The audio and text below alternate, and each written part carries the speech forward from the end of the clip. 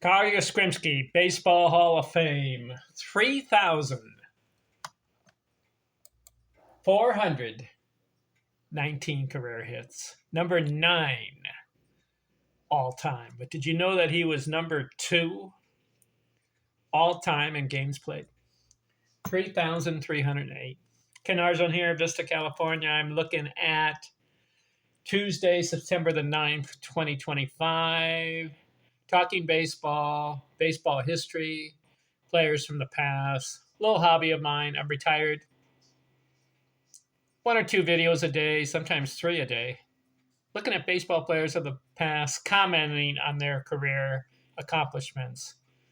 The good and the puzzling. I look at the good stats, but then there are puzzling stats also. Carl Yastrzemski, I looked at his 1960s in the last video.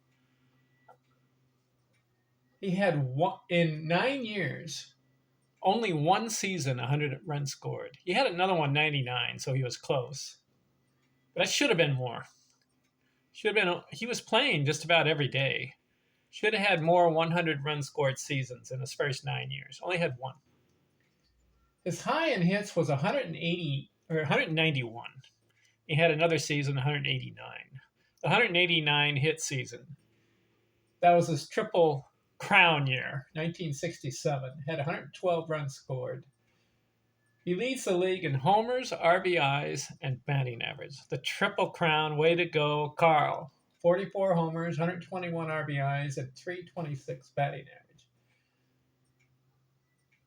But in his first 9 years, he only had 2 seasons, 100 RBIs. That should have been more. In fact, in his career, he only had 5 out of 23 years. I think he was batting 3rd or 4th in the lineup. Should have had more RBI production, my opinion.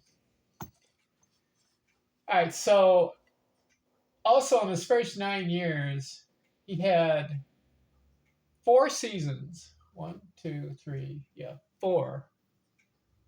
Batting 300. He's got 2 batting titles. I like that. So in 1970, how's he doing? Playing every day, 125 runs scored. That will be the most in his career. And he should have had more 100 run scored seasons. Only 2. Man. 186 hits, good year. 40 homers, back-to-back 40 homer seasons. 102 RBIs, back-to-back 100 RBI seasons. That's 329. That will be the highest batting average in his career. And I think Carl Yastrzemski, if he had maintained it, his career batting average could have been about 310 to 320, right in that area. He was that good of a hitter.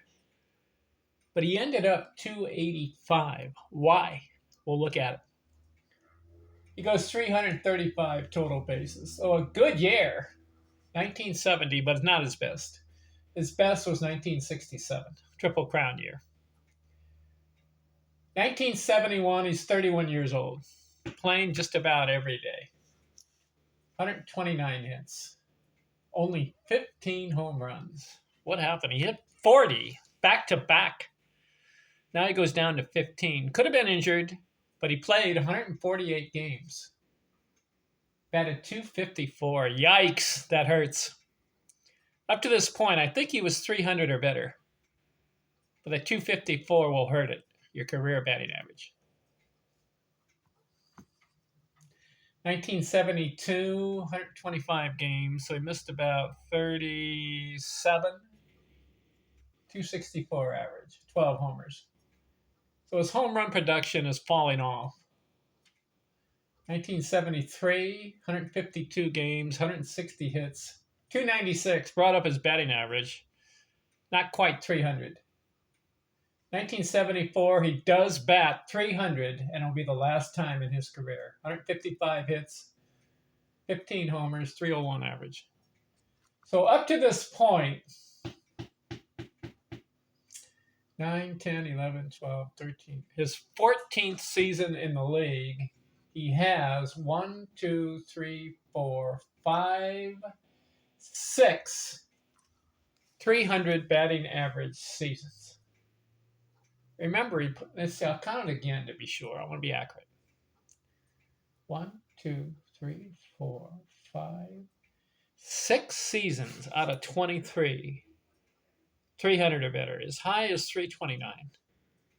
To me, he's a 300 hitter. So 14 years, 6 of them 300. Should have been more. Because he's in his prime. He's in his 20s and 30s.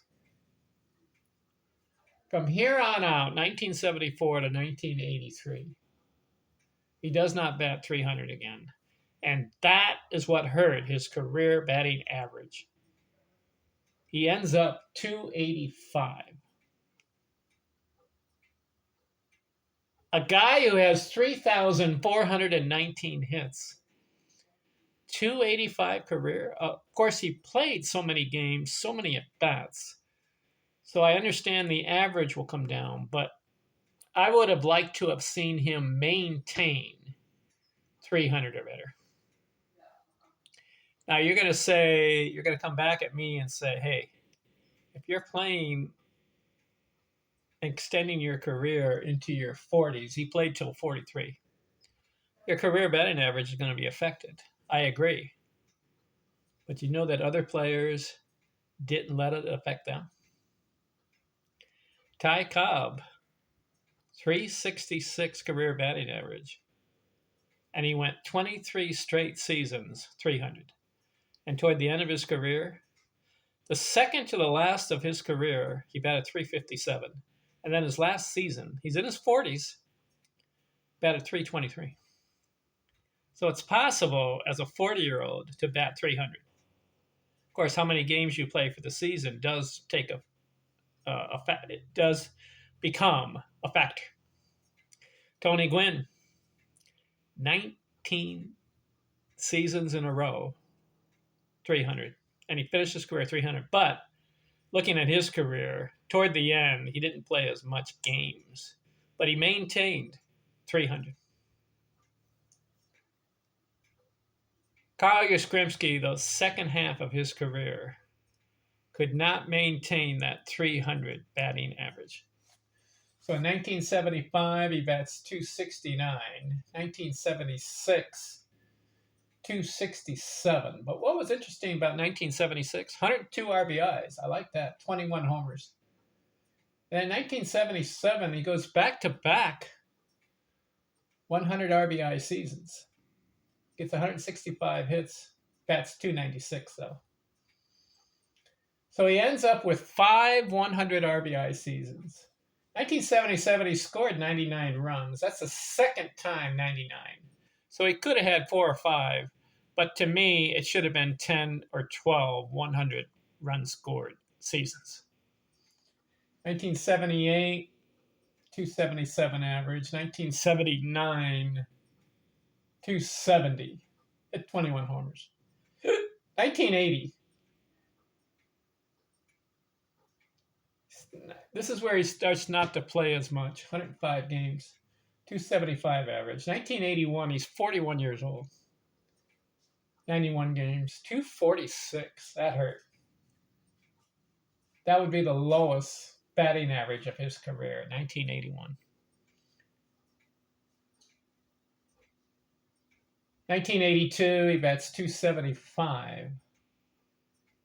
1983, finishes his career 266. This is unacceptable. He had 1, 2, 3, 4, 5, 6, 7, 8, 9 seasons in a row under 300. That's not Carl Yastrzemski. Beginning of his career, he was in the 180s, had a 191 hit season, 180 hits. First half, good. Second half, slowed down. He does end up with the 3,419 hits. I like it. And you know what I like about his career? I'm looking at it.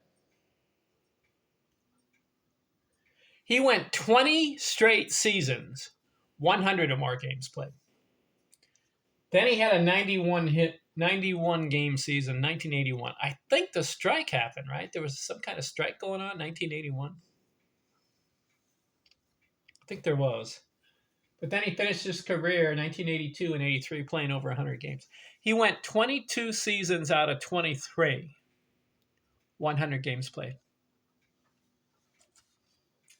How about this? I didn't realize this. Let me count it. If you get 500 bats in a season, that's a good year. Do you know how many 500 at-bat seasons Carl Yastrzemski had? Him and Pete Rose, 500, 600 at-bats every year. Listen to this. Let me count it. 500 at-bats in a season. How many times? 1, 2, 3, 4, 5, 6, 7, 8, 9, 10, 11, 12, 13, 14, 15, 16, 17. 17 seasons out of 23, 500 or more at bats. And another season, he had 494. So we could say close to 18. How about that? He ended up with 11,988 at bats. That was number 3, I believe, all time. I think Pete Rose was 1, Henry Aaron 2, and Carl Yastrzemski as far as at bats in a career. He ends up with the 452 homers. I would like to have seen 500 homers, but he slowed down in the second half. He had 3 seasons, 40 homers. Never had a 30 homer season. He had a lot of 20 homer seasons. But then there were other seasons where he kind of was off as far as home runs. You know what? I don't think he was aiming for the home runs. I think he was aiming for the contact, solid contact. And as a result, 646 doubles, yes, and a lot of singles. 1,800 plus runs scored, good. 1,800 plus RBIs, good. His on-base percentage was 379 career. Should have been 400, 40%. His slugging was 462, should have been 500. He did pass the 5,000 total bases club. That's good. 5,539 total bases. Carl Yastrzemski, Hall of Fame? Yes, absolutely. Good hitter. He didn't strike out as many as the other power guys did. He had the 1,393 strikeouts. Other power hitters are in the 1,800s, 2,000. Reggie Jackson, Jim Thome.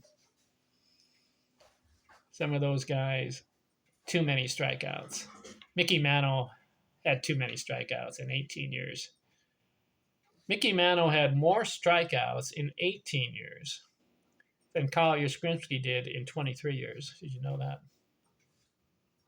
So Carl was a good, solid contact hitter. Curious career. It was longevity, reliability, consistency.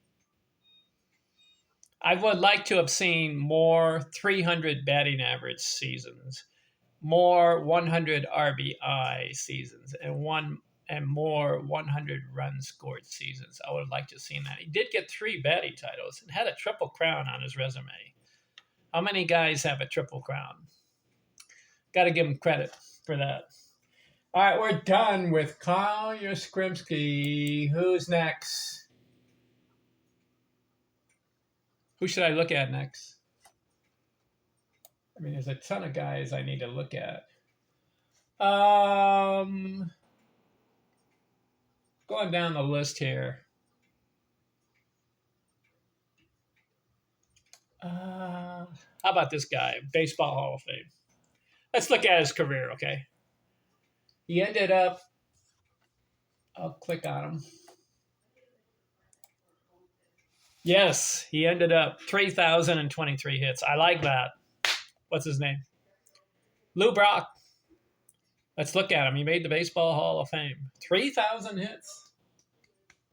Talk to you later. I'm out.